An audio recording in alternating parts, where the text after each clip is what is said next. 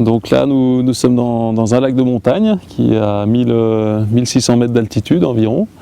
Donc on peut voir là tout autour beaucoup de végétation, des épicéas, au bord voilà, beaucoup d'herbes, ce qui permet aux insectes terrestres de se développer.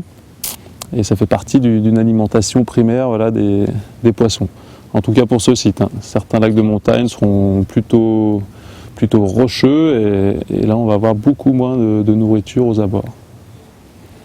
Donc là on peut observer aussi un petit peu de vent. Donc le vent est très intéressant voilà, à observer car il va déséquilibrer des insectes qui seront sur les herbes au bord. Ils vont les faire tomber dans l'eau et le poisson sera vraiment à l'affût de ces insectes. Donc ce qui est bien, c'est de se mettre, de pêcher les bordures qui sont dos au vent, où le vent balaye les insectes pour les pousser dans l'eau. Voilà, donc là on peut voir quelques insectes qui sont tombés dans l'eau.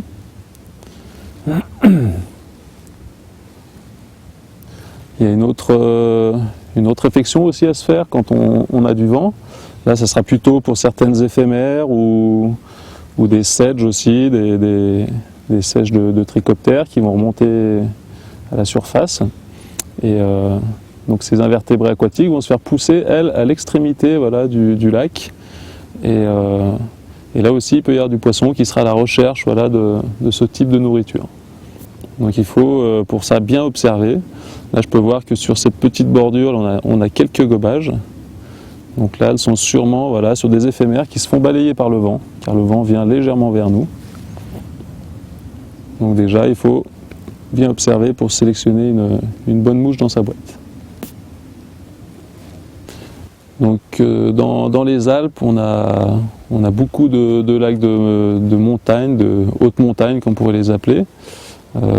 En fait, ils sont dans un milieu moyenne montagne. La haute montagne va être à partir des glaciers ou des parois, on va dire, rocheuses.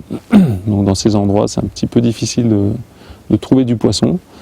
Le poisson va réussir à vivre jusqu'à peu près 2500 mètres d'altitude, grand maximum. Ces poissons, donc soit ils sont venus naturellement par les oiseaux qui les auraient transportés voilà, par mégarde en fait. Ce serait surtout des œufs qui auraient été collés aux pattes et avec le temps donc ils se seraient installés dans des lacs assez hauts en altitude.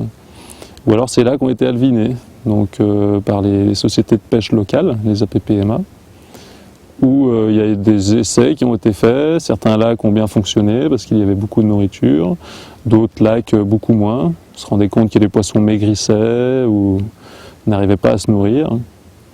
Et sur certains lacs aussi, on peut avoir des avalanches qui viendraient vider le lac pendant les périodes hivernales. Et donc forcément, le poisson ne peut pas y survivre. Et donc on peut trouver certains types de lacs, soit naturels, voilà, qui auraient été formés par les glaciers.